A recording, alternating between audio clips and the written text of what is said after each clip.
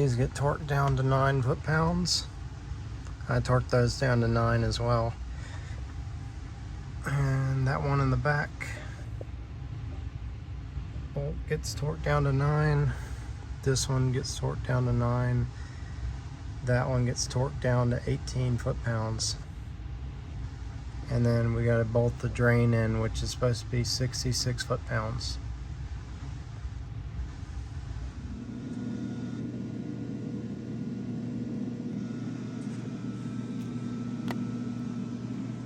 I set my 0 to the oil drain, and then I took my probe that I made and went over here, put it in the hole, and that was 0.7525.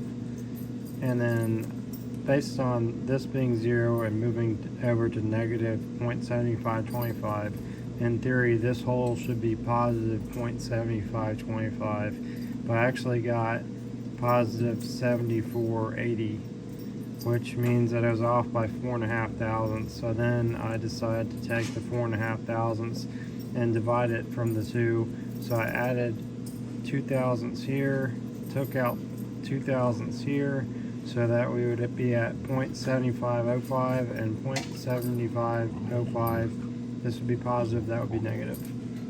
So that will be where I drill my holes on the oil flange. The oil return fitting.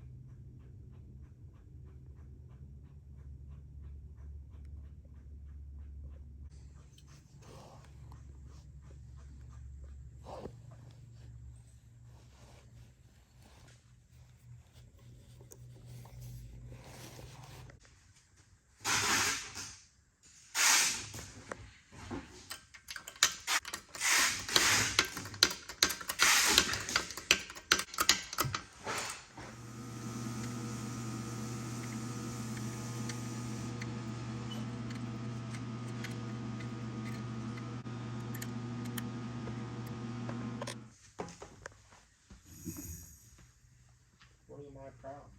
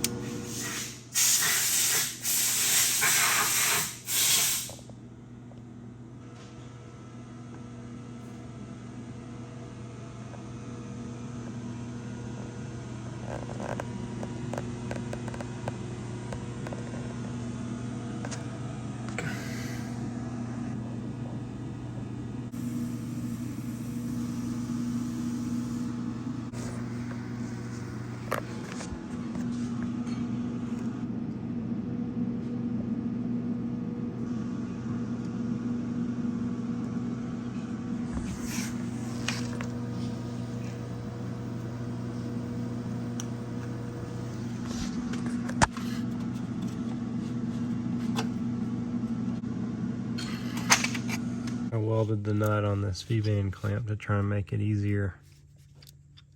This is the bolt we're going to use. I'm just going to use the 5mm Allen. I've got it connected to a ratchet. So I put a 90-degree fitting for a 6AN to a 1/8 pipe thread in that one to give me a little bit more clearance against the wastegate pipe. Recirculated. And then this one I should have just left alone since I plugged it off, but I don't think I'll have a clearance problem. I just have to put everything together and check it. Here's our oil feed line that was included in the kit. This is our coolant line for the turbo. Since I'm going to the ball bearing GT35R style, I'm running those both up behind the wastegate there. And now I'm ready to try and put this downpipe thing on there and see if I'll have enough clearance for my lines here.